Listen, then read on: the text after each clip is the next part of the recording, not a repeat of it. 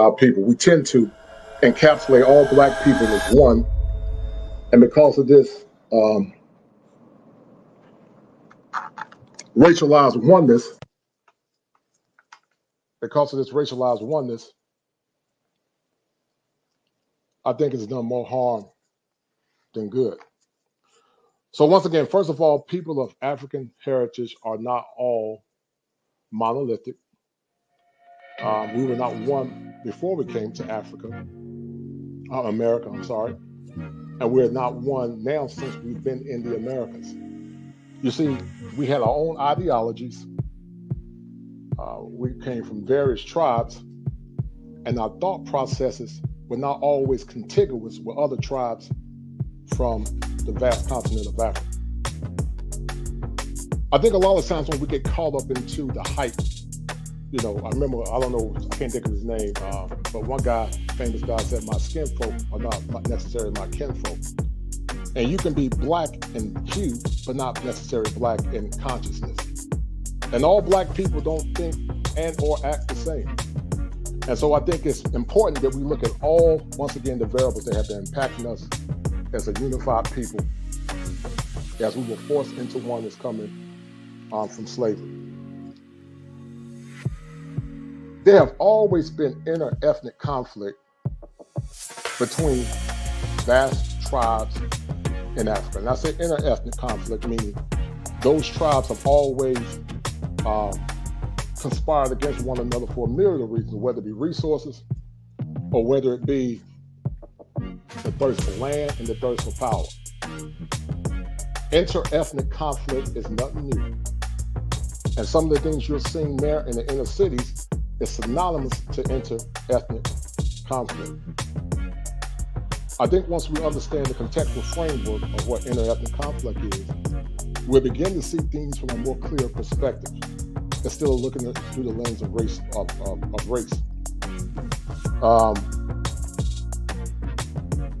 Many people fight for power. Many people fight for resources. And some of the energy and the anger that you're seeing now, and especially in Chicago, is a fight for resources, and it's also a fight for power. And I'm going to elaborate on that because I've been hearing a lot of different people saying different things, and I want to take the time to look at it through the lens of reason, and I'll give my own perspective on that.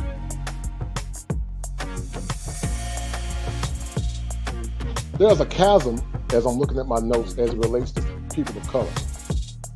And we range from ideologies and also from various different religions. We range on the spectrum from being liberal, progressive liberal, to moderate, to conservative, or to ultra-conservative. And once we take all those things in consideration, we will begin to understand that once again, all black people are not the same. Never have been, and we never will be. And so I think that's where a lot of the confusion comes when it comes down to politics and moving forward. We tend to encapsulate all black people as the same, and we're not the same. And I've said that before in the past. But however, there's a burgeoning movement called the cancel culture. And that cancel culture, a lot of times, will eradicate any person that does not adhere to their ideology. I'm going to say it again. The cancel culture will eradicate anyone that does not adhere to or believe in their ideology, which in essence is no different than the KKK and the Klansmen that ascended on black folks in the South. When you get caught up in the cancel culture and some of the things that they stand for, and when the voice of reason is silenced for political expediency, I got a problem with that. And so should you. One of the greatest things about our ancestors, they've always given us the ability to think critically. I think when you think through the lens of critical analysis versus emotion, then you begin to see things more comprehensively. And the ball of confusion that we're seeing now speaks loudly and it speaks clearly. When I think about inter-ethnic conflict, and I'm jumping around a little bit, Um, when you think about what's going on in Chicago, you can also revert it back. When you think about black on black violence, you can also turn it back to a lot of things that happened in earlier times. Ethnic tribes, ethnic conflict is nothing new, as I said earlier before. If you go back to the Bible, you had what was called Northern Judah. Northern Judah warred against Southern Judah. That was normal. They were Jews, but they had an ethnic conflict. A lot of times, some of your white conservatives will say, well, your own people kill each other. And I think on surface, they mean well, but in essence, it's wrong to conflate the two. You cannot necessarily conflate what's going on in the city of Chicago with what's going on in inner city of Chicago and try to equate it to racial profiling by police. You can't conflate the two. I can see the stream of thought where they're trying to come from, but you can't conflate the two. You see, ethnic conflict, once again, is nothing new. If you go back to the inception of the Americas, from the Revolutionary War, it was white on white conflict. But see, people don't talk about that. When you think about the Civil War, pre-antebellum, post-antebellum, it was inter-ethnic conflict.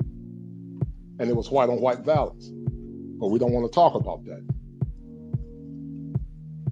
When you think about the axis of power, World War I, World War II, and World War I, World War II, and even some of the other major wars, it was white on white violence, which was an inter-ethnic conflict. And to take it to a whole nother level, even Native Americans have fought against each other. If you take it from the Sioux and the Apache, the Pawnee Indians fought against them because it was inter-ethnic conflict, something that had nothing to do with race. Because really, there's no such thing as race. That's a social-political construct. There's no such thing as race. Race was created to segregate and to separate people from becoming who they are and from becoming or becoming socially mobile. So once again, while there are some that look at it from the lens of, what can I say? Look at it from the lens of try to equivocate the two with race, it has nothing to do with race. It's ethnic conflict. And when you see black men killing each other in Chicago, it's ethnic conflict. And because it's ethnic conflict, it more or less ties onto the stream of a human rights crisis that needs to be addressed. And unfortunately, a lot of people are not doing anything about it. And that's what causes me a lot of consternation when I think about where we're going as a nation, all the social unrest that's going on, where we're going at as a people, all the discord, the global pandemic of COVID-19. We're on the precipice of potentially the second wave of COVID. We're seeing anarchy in the streets that people are not really talking about. And even though some of the movements that on surface seem like they are noble movements, like Black Lives Matter, and I think on surface it is a noble movement, I think it's more insidious when you start looking at the underpinnings of it. I said it once and I'll say it again. Anarchy is not going to solve anything in America.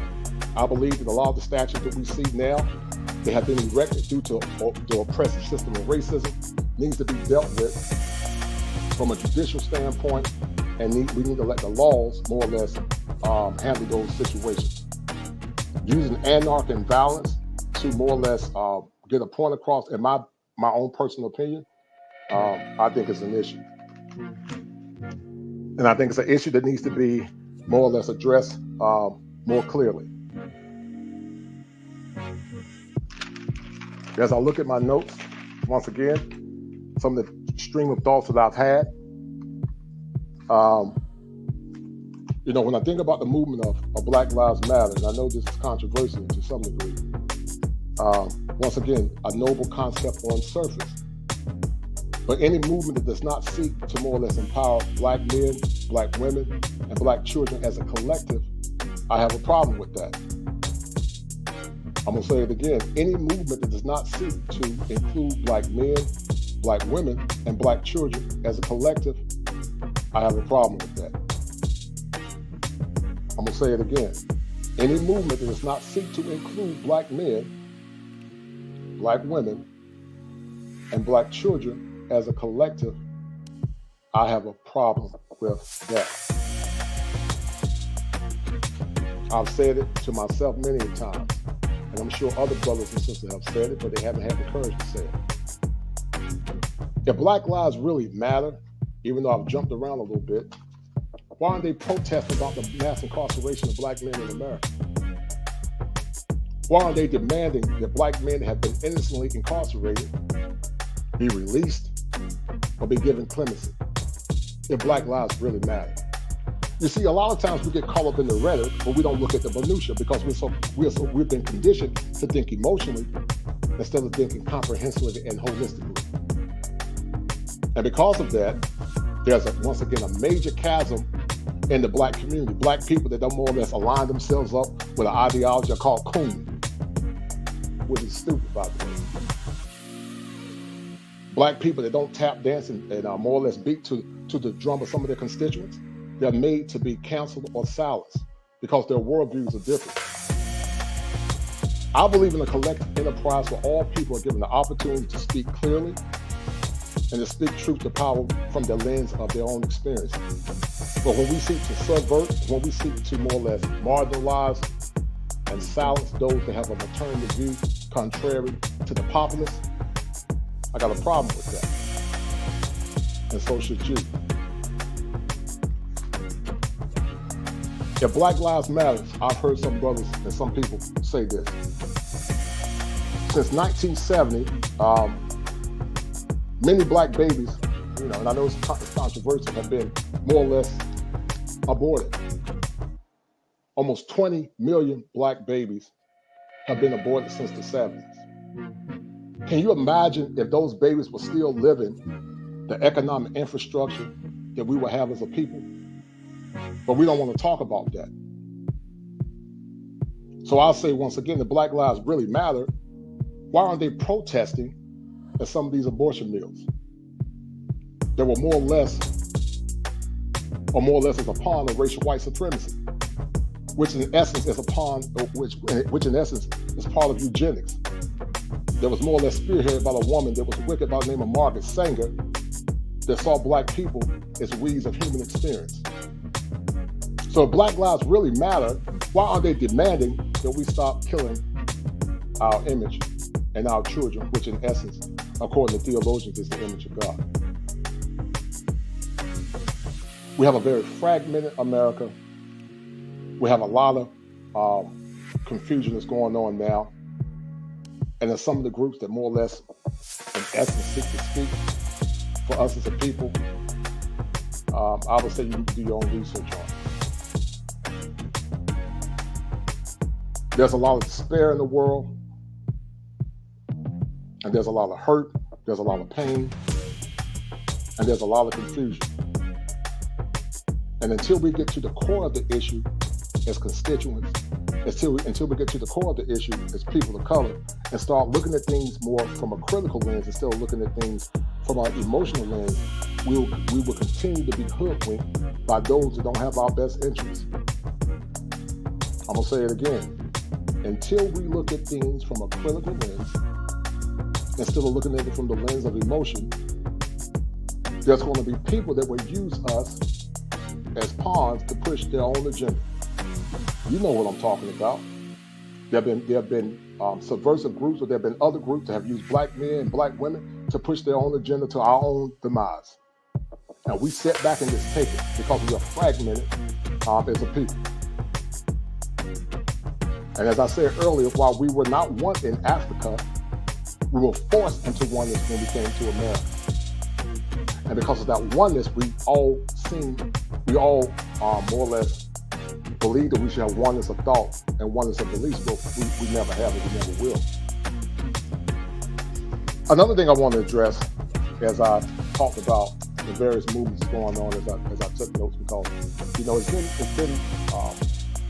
it's been very depressing for a lot of people, and a lot of people have been stressed out. A lot of people have been more or less despondent of what's going on in America right now. And I always tell people that when it comes down to human beings, when it comes down to what's best for our own well-being, there's a lot of politicking, which in essence streamlines along the lines of politricking. Politics and politics all are more or less amalgamated. They're all used as a means, as a tool to subvert or more or less to get your mind without thinking critically. And once again, while I am apolitical, I don't more or less adhere to either party, Democrat or Republican, because I don't really think I fit in the enclave of politics. I think it's very important that we begin to think critically and think how politics or politicians can work for us as a black collective, if we're going to see some of the things that have been causing this fragmentation in our community to dissipate. And I know a lot of folks, a lot of times, they are silent for a myriad of reasons, but I don't believe no one should be silent.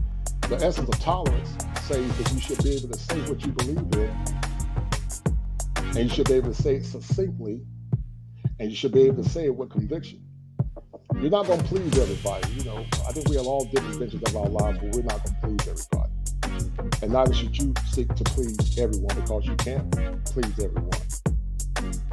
But I do know now there is a lot of fragmentation in America. There's a lot of fragmentation in the black community. There's a lot of fragmentation between the genders. And I'll say it again, if any group seeks to subvert or fragment black men, black women, and black children for their own selfish agenda, I got a problem with it. Because see, you can't get the black community back intact until you get the black family, for the most part, back intact. There are no perfect families. I'm not perfect. Nobody's perfect.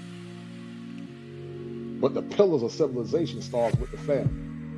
And when you have these groups that more or less seek to kill us off by whatever means necessary, and when we don't think critically, and when we don't look at things from the lens of collaborative, from collaboration versus selfish means, then we will continue to see the black community to denigrate. A lot of times, I hear folks say, that you hear the lines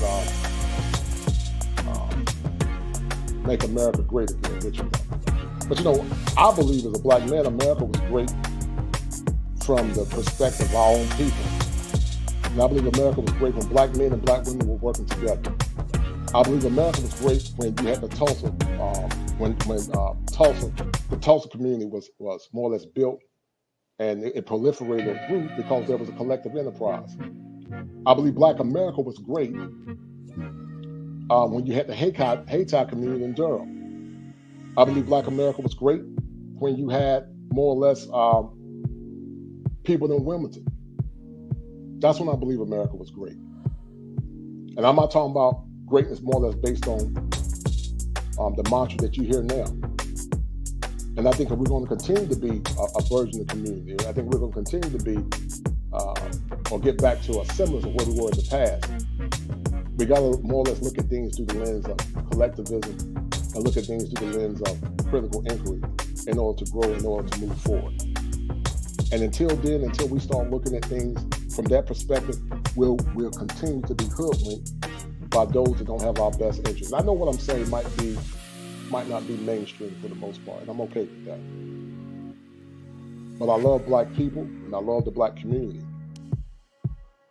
And until we get it together as a collective, we will continue to be in that turbulent ball of confusion that's causing so many to be in a state of peril as we speak. So I know I jumped around a little bit. I know I said a couple of things. But that's what's been on my mind. That's what's been on my heart as I more or less jotted some notes down about what's been going on in the black community. And another thing I want to address, I went to school to be a cop. I went to school for criminal justice back in the 90s, and I got family members that are cops. And I've heard a lot of people saying that defunding the police is the solvent to what's going on as it relates to racial profiling. Now listen, there are a lot of rogue cops in America. Some are very racist. As a black man, I've been racially profiled. And I think rogue cops need to be eradicated from the police. I think the blue wall of silence needs to be eradicated. But defunding the police as an essence to me would lead to our own demise, not only as a black community, but also as a nation.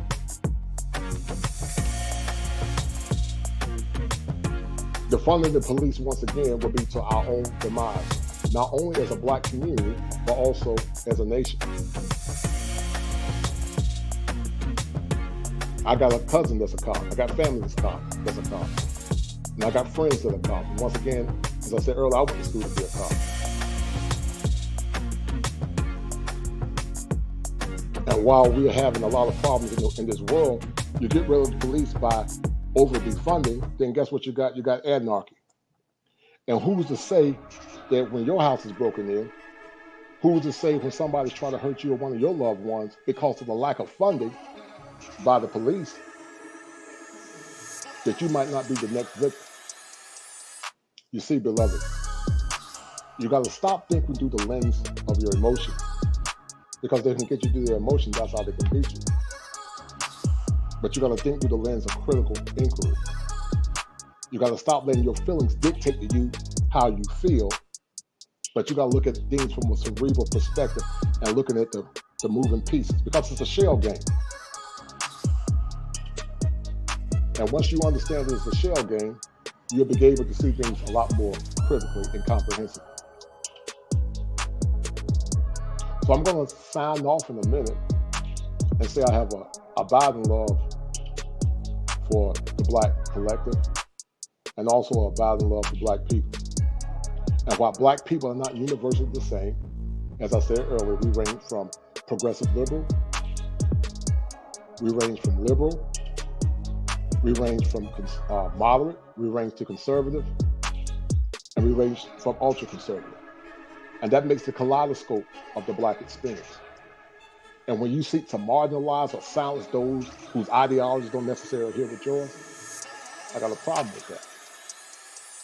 Because true tolerance does not seek to destroy a person. True tolerance seeks to give everybody the opportunity to say what they believe in, even if it's to the chagrin of the other person.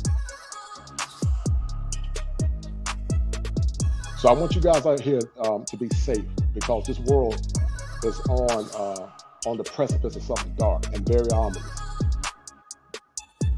I don't want you to get caught up in the hype that's going on in this world right now. Because if you get caught up in the hype, you're going to miss what's going on. So I'm about to sign off, and I'm going to finish playing this song, even though it makes a lot of sense.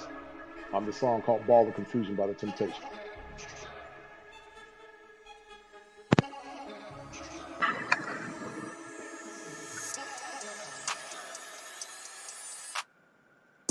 It's definitely a ball of confusion.